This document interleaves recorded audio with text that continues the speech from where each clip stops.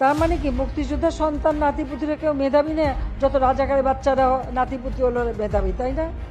যত রাজাকারের বাচ্চারা নাতিপুতি হলো মেধাবী, তাই না? যত রাজাকারের বাচ্চারা নাতিপুতি হলো মেধাবী, তাই না? যত রাজাকারের বাচ্চারা নাতিপুতি হলো মেধাবী, তাই না?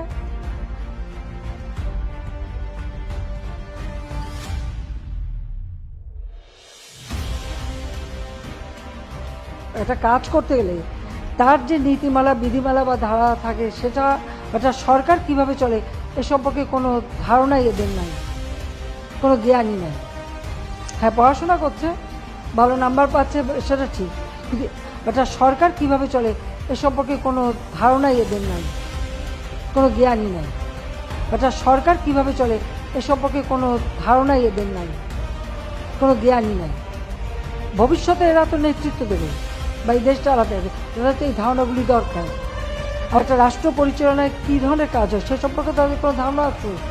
সে ধারণা তো আমরা দেখি না।